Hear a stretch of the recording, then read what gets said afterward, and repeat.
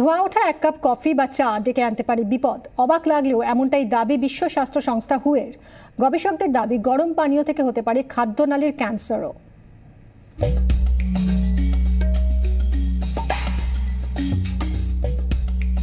কখনো আড্ডার মাঝে, কখনো আবার নেহাতি ক্লান্তি কাটাতে এক কাপ ধোঁয়া ওঠা চা বা কফির জুড়ি মেলা ভার।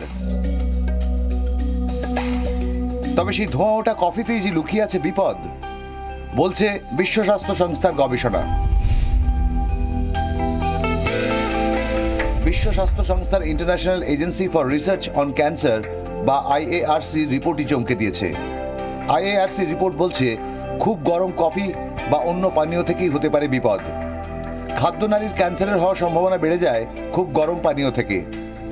চীন, ইরান, তুরস্ক এবং সাউথ আমেরিকার বিভিন্ন অঞ্চল থেকে তথ্য সংগ্রহ করেছে IARC। এইসব এলাকায় দীর্ঘদিন ধরেই গরম চা বা মাতে খাওয়ার চল রয়েছে।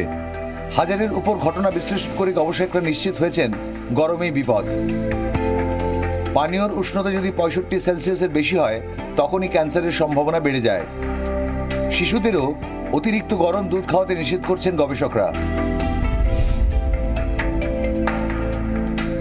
তবে চা বা কফি থেকে ক্যান্সার হতে পারে এমনটা কিন্তু বলছেন না গবেষকরা। তাদের মতে পানীয়র উষ্ণতায় ডেকে আনছে বিপদ।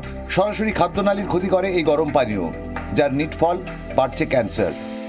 তাড়াতাড়ি যদি গরম অবস্থা খায়, যেটা যায় মিনিমাম 65, এই 65 টেম্পারেচার যদি শরীরের মধ্যে বারবার ঢুকতে থাকে রিপিটেডলি, তাহলে যেটা ক্ষতি করে সেটা হচ্ছে যে আমাদের মুখগহ্বর, জিভের মধ্যে এবং ফ্যারিংসের মধ্যে এবং ইসোফেগাস, খাদ্যনালী, এগুলো বারবার পড়তে গেলে ওর যে উপরের লেয়ারটা, স্কিনের লেয়ার থাকে 3টে, সেই উপরের লেয়ারটা ড্যামেজ হতে থাকে।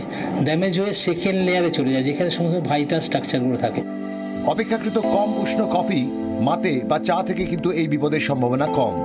বিজ্ঞানীরা আরও বলছেন স্বাভাবিক উষ্ণতায় কফি অনেক ক্ষেত্রেই লিভার বা ইউটেরাসের ক্যান্সারের সম্ভাবনা কমায়। কফির অ্যান্টিঅক্সিডেন্টও শরীরের জন্য ভালো। তাই কফি খান, কিন্তু দূরে থাকুন ধোঁয়া ওঠা পেয়ালা থেকে। ব্যুরো রিপোর্ট, 24 ঘন্টা।